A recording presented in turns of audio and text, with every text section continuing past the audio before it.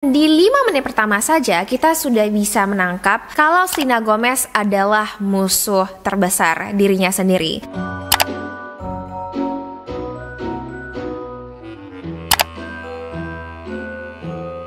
Hai sayang, welcome back to another episode of Reality Tips. Nama aku Yufi dan hari ini aku mau nge-review dokumenter Selena Gomez yang berjudul My Mind and Me. Sebelumnya aku thank you banyak ya buat kalian yang sudah nge-request aku untuk ngebahas tentang dokumenter ini, karena jujur awalnya itu aku hampir skip ya, karena kan ini itu nggak available di Netflix, jadi aku harus stream online untuk nonton dokumenter ini. Memang aku sendiri suka dengan Selena Gomez, tapi kadang-kadang kalau selebriti mengeluarkan dokumenter, aku kayak ngerasa nonton nggak ya. Cuman terus terang aku seneng banget setelah aku nonton dokumenter ini. Aku jadi lebih relate kepada Selena Gomez dan ada beberapa value yang bisa kita pelajari bareng dari dokumenter ini. Jadi kalau kamu penasaran kira-kira isi dokumenternya apa saja, make sure to keep on watching. Yes, sebelumnya buat kalian yang ada nge-request ya untuk kenalan dengan yang hitam-hitam ini apa, namanya adalah Rumi. Dia itu adalah anjing aku. Dia adalah anjing betina meskipun dia sering sekali dikira anjing laki-laki ya. Kamu sering dikira anjing laki-laki ya? Mungkin karena namanya ya, dan juga karena bentuknya yang kayak hitam gitu. Tapi dia usianya itu 2 tahun dan dia manja banget. Oke, anyway, okay, you can go now. Okay, you want to stay? Okay, back to Selena Gomez. Jadi dokumenter ini berdurasi 1,5 jam ya. Dokumenter ini dimulai pada tahun 2016, di mana Selena Gomez dia lagi gladi resik untuk konsernya. Pada saat itu dia sedang fitting, namun dia ngerasa sangat insecure kepada tubuhnya. Dia ngerasa kalau tubuhnya itu seperti tubuh anak remaja usia 12 tahun. Kenapa? Karena dia ngerasa kalau boobsnya itu kurang besar, dia ngerasa kalau buttnya itu kurang besar, dia nggak pede. Dan di 5 menit pertama saja kita sudah bisa menangkap kalau Selena Gomez adalah musuh terbesar dirinya sendiri. Jadi dia put pressure banget ya kepada performance-nya. Dia ngerasa kalau apapun yang dia lakukan itu nggak good enough. Meskipun dia terus-menerus latihan, dia ingin melakukan yang terbaik, tapi Selena Gomez ngerasa kalau dia itu nggak cukup gitu loh. Padahal orang-orang di sekitarnya itu sudah tersenyum lebar, sudah tepuk tangan, sudah melihat Selena Gomez itu udah hampir seperti dewa gitu ya. Si Selena Gomez mengatakan kalau apakah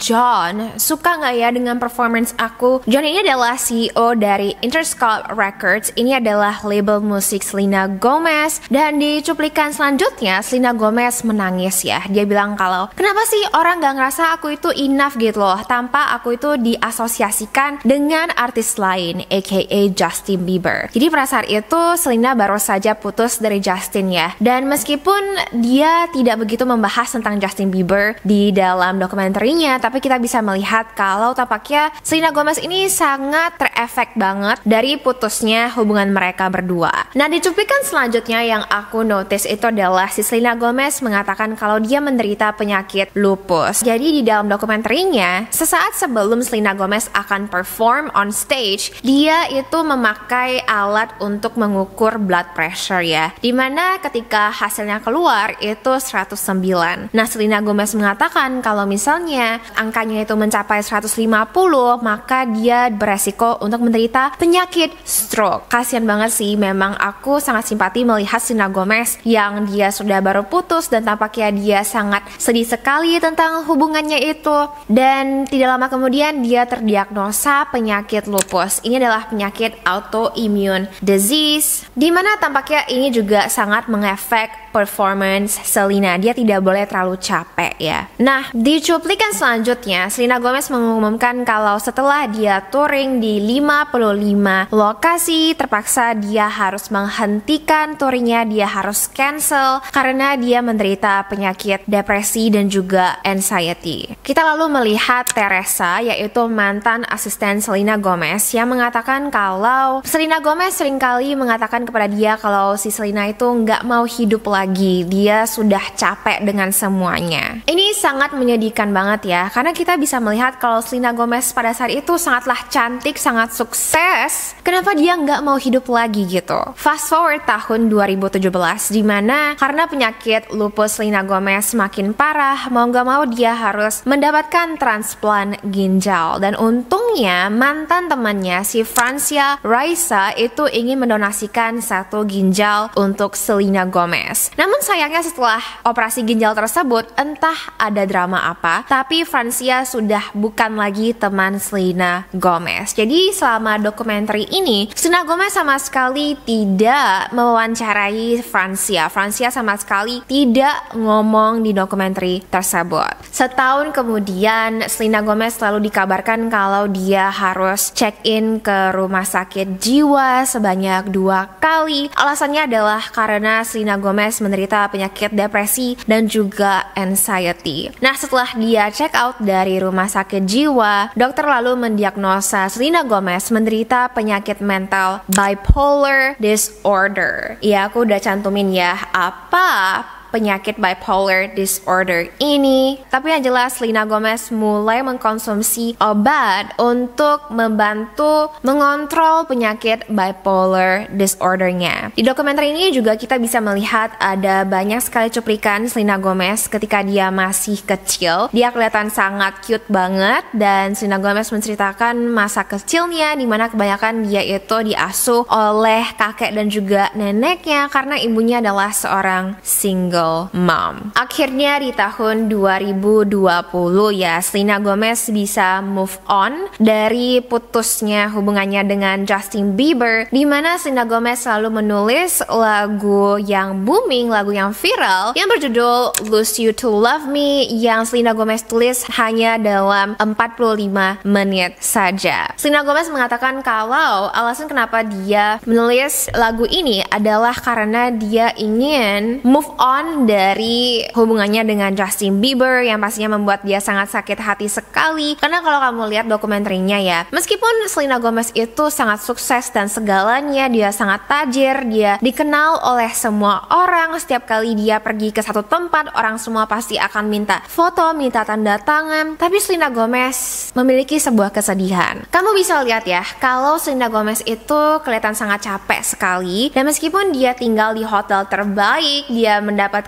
support dari fansnya, Selena Gomez terlihat sangat capek dan juga burn out. Kamu bisa bayangin ya, Selena Gomez itu dia sudah menjadi artis sejak dia berusia 7 tahun. Mungkin kalau bagi kita orang awam yang tiba-tiba populer, tiba-tiba viral, kita bakal excited banget ketika ada orang yang ngenalin kita gitu loh. Tapi karena Selena Gomez sudah terkenal sejak dia usia 7 tahun, sekarang yang dia sudah berusia 30 tahun, dia udah nggak ngerasa kalau itu adalah hal yang wow banget. Dia udah merasa kalau ketenarannya adalah sebuah hal yang normal. Jadi aku bisa ngerti sih kenapa dia itu nggak selalu ngerasa excited begitu dia ketemu dengan fansnya, karena dia ngerasa kalau ketenarannya adalah hal yang biasa-biasa saja. Nah, satu hal bagaimana Selena Gomez bisa move on dari hubungannya dan dia juga bisa healing adalah dia pergi ke Kenya. Dia membuka 2 sekolah di sana dan dia juga tinggal di sana selama beberapa minggu. Di akhir dokumenter,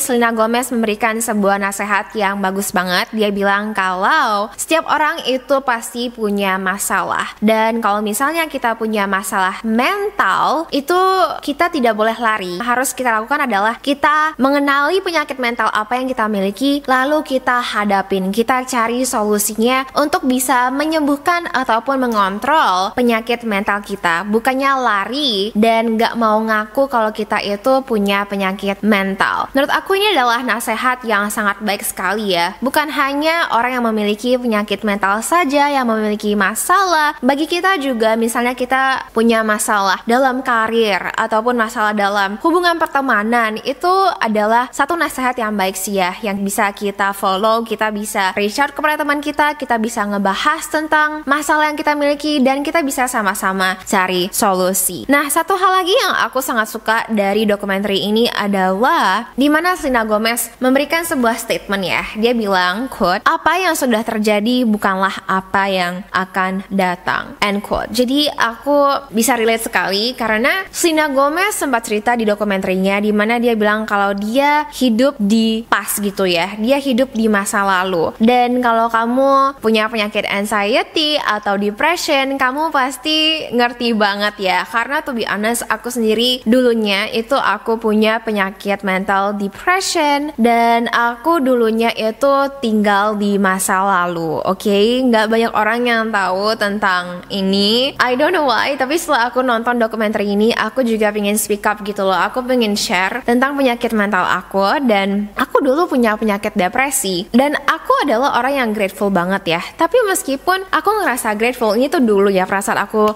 mengalami penyakit ini, aku dulunya itu sangat grateful sekali dengan semua yang aku miliki. Tapi aku nggak happy. Aku setiap hari itu selalu curhat kepada teman aku selalu bilang kalau aku grateful, tapi aku nggak happy gitu loh. Nah, mungkin ada dari kalian yang merasakan hal itu. Well, kamu bisa ngomong kepada orang yang kamu percaya atau even kamu bisa visit psikolog. I think nggak ada salahnya ya. Menurut aku penyakit mental itu bukan lagi topik yang tabu, yang harus kita tutup-tutupin, yang harus kita simpan dalam-dalam di dalam lemari rahasia kita gitu. Apa yang aku mau kalian lakuin adalah kalau misalnya kalian punya penyakit mental dan kalian sudah healing atau mungkin kalian belum heal dari penyakit itu, aku mau kalian komen di bawah. Mungkin ada orang yang juga memiliki penyakit mental yang sama yang bisa membagikan kalian tips untuk mengatasinya. There is no more shame, you know, in this mental health gitu. So anyway sayang, inilah review aku tentang dokumenter Selena Gomez. Wajib banget buat kalian untuk nonton ya, karena di dokumenter ini Selena Gomez vulnerable banget. Dia kelihatan jujur sekali, dan lagi-lagi kita bisa melihat kalau ketenaran dan juga uang itu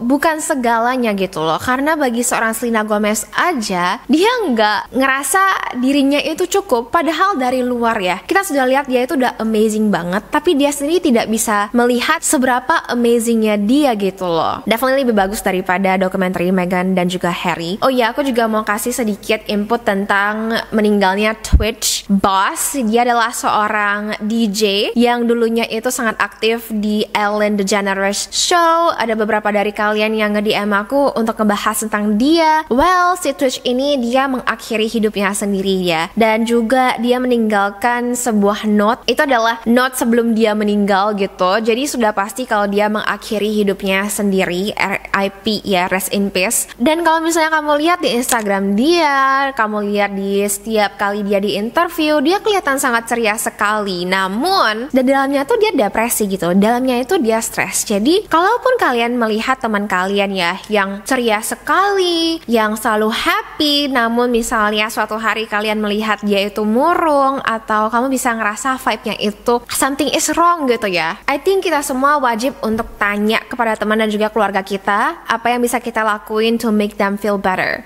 I think it's so important untuk always support each other, apalagi untuk orang-orang yang usianya sudah lebih lanjut gitu loh, yang kayak boomers gitu ya. Karena bagi mereka kan ngomongin tentang mental health itu adalah hal yang tabu dan juga malu-maluin banget. Padahal kalau ada orang yang kita bisa sharing tentang bagaimana perasaan kita, pastinya kita bakal bisa feel better gitu dong ya. Dan mungkin saja orang itu bisa ngebantu gitu loh. Dan aku pengen banget semua dari kita itu bisa ngebantu orang-orang yang kita sayangi, baik itu maupun secara materi ataupun secara emotional support. I think they are both equally important. I wanna know what you think, guys. I love you all so much. Thank you so much for watching, and I will see you in my next video. Bye! Hey, don't call me up, I know you know what you did, so I'm turning the radio up. Don't wanna hear it's too late for apologize. Lately I've realized that